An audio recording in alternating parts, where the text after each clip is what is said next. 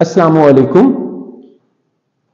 मैं हूं आपका वर्चुअल टीचर मोहम्मद काशिफ गुराया। जज़ल्लाहु अन्ना मोहम्मद वला आलिहि वसल्लम मा हुवा अहलुहु।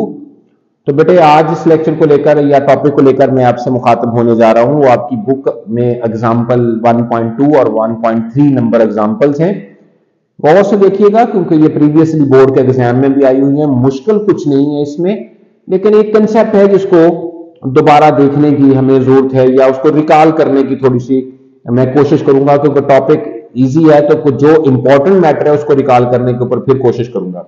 तो अल्लाह से दुआ है कि अल्लाह मेरे लिए इसको समझाना आसान कर दे और आप सबके लिए इसको समझना आसान कर दे। तो गौर कीजिएगा, तो एग्जाम्पल 1.2 में कहा गया है कि कैलकुलेट करें molecular mass of nitric acid.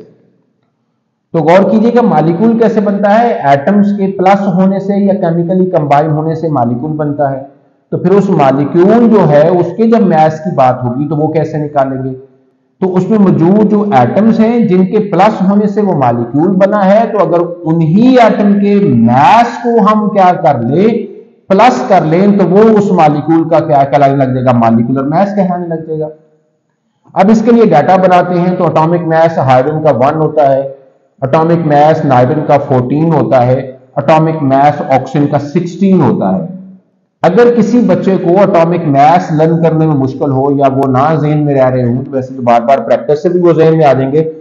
वगरना मैंने इस चैप्टर को शुरू करने से पहले एक वीडियो रिकॉर्ड की है प्रोडक्ट टेबल को लेकर, ट्रिक्स फॉर अंडरस्टैंडिंग क्या या लर्निंग फॉर क्या भी एटॉमिक नंबर और मास नंबर। उस वीडियो को 2-4 दफा देख लेगा तो उसके जितने एलिमेंट्स की मैसेज की उसको पता होना चाहिए उस बच्चे को। इवन सेकंड ईयर तक तो वो उसके मैसेज और एटॉमिक नंबर उसको अजबर हो जाएंगे, लर्न हो जाएंगे। तो अब इन तमाम एटम, इसका मॉलिक्यूलर फार्मूला नाइट्रिक एसिड का ये लिख दिया है। आप इसमें मौजूद एटम के जो भी मैसेज हैं उनके मैसेज को प्लस करते हैं। तो हाइड्रोजन का मैस क्या है? 1 है। तो वो इसमें हाइड्रोजन है कितनी? 1। तो 1 1 जार। नाइट्रोजन का मैस क्या है? 14, यहां डाटा में देखा है। तो नाइट्रोजन इसमें है कितनी? 1। तो 14 1 जार। प्लस ऑक्सीजन का मैस, ऑक्सीजन का मैस क्या है? डाटा में लिखा है 16। इस मॉलिक्यूलर फार्मूला में ऑक्सीजन है कितने? 3। तो 16 3 जार।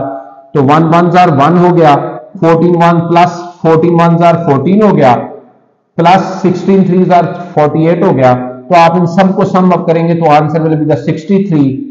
ये इस मॉलिक्यूल में मौजूद तमाम एटम के मैसेज का सम है। Hence it is called molecular mass. और ये याद रखना है कि मॉलिक्यूलर मास के यूनिट्स क्या होते हैं? एएमयू। ये ना लिखेंगे तो इसका नंबर कट जाएगा। ये बहुत जरूरी है लिखना, क्योंकि अगर कोई ये लिख दे कि उसके एक मॉलिक्यूल का वजन 63 केजी होता है, तो देखो ये कितना बड़ा जुल्म है। एक मॉलिक्यूल का साइज इतना होता है कि इनके एक फुल स्टॉप में 20 लाख से ज्यादा एटम हो सकते हैं। तो 63 केजी तो नहीं ना हो सकता। तो ये कंफ्यूजन ना रहे, इसलिए यूनिट साथ तज़किरा करना जरूरी है। नेक्स्ट बुक एग्जांपल है 1.3। तो इसको देख ले। तो इसमें रिक्वेस्ट की गई है कैलकुलेट करें formula mass of potassium sulphate. यहां सर मॉलिक्यूलर मास का तज़किरा क्यों नहीं किया गया?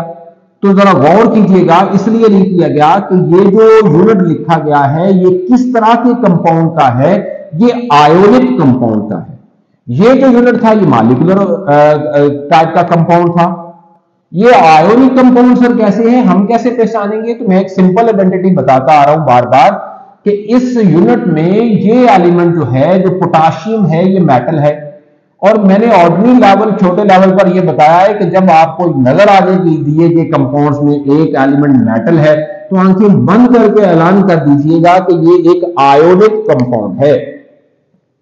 और आयोनिक कंपाउंड का जो यूनिट होता है उसको मॉलिक्यूल नहीं कह सकते। क्यों नहीं कह सकते? कोवेलेंट कंपाउंड के यूनिट को तो मॉलिक्यूल कहते हैं। ये रिकॉल कर रहा हूं ये बातें, इसलिए नहीं कहते कि आयोनिक कंपाउंड में आयंस अल्टरनेटिवली लगे होते हैं। कितनी तादाद में? बहुत बड़ी अनगिनत तादाद में। पॉजिटिव आयन, फिर नेगेटिव आयन, फिर पॉजिटिव आयन, फिर नेगेटिव आयन, फिर पॉजिटिव आयन, फिर नेगेटिव आयन।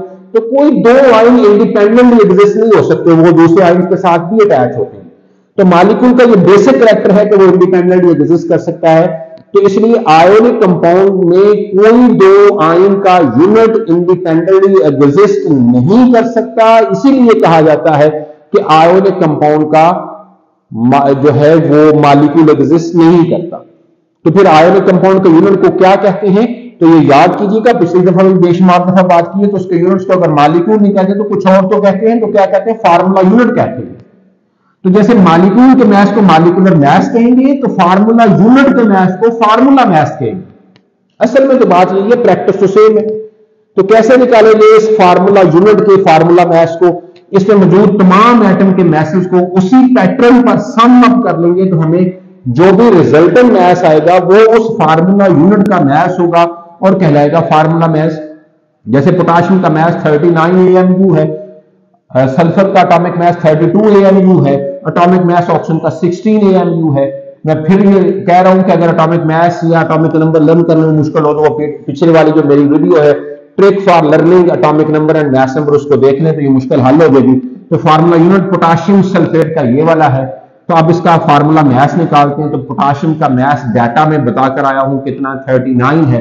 पोटाशियम इसके फार्मूला यूनिट्स में है कितने 2, तो 39 2s आर प्लस क्या भाई सल्फर का मैथ 32 है, तो सल्फर इसमें है कितने 1, तो 32 1s आर प्लस ऑक्सीजन का मैथ कितना है डाटा में बताकर आया हूं, बोलो क्या भाई 16 है, तो ऑक्सीजन है कितने 4s आर, तो 39 2s are 78, 32 1s are 32, 16 4s are 64। तो इन सबको सम अप करेंगे तो 174, तो it will be called the formula math of that formula unit. Formula math के आल्सो जो यूनिट्स में इसको बयान किया था वो भी AMU है। मेरा नहीं ख्याल के कोई मुश्किल हुई होगी, बहुत आसान है। बस इसमें मजीद हमने एक दोबारा रिकॉल कर दिया कि फार्मूला यूनिट और मॉलिक्यूल क्या होता है।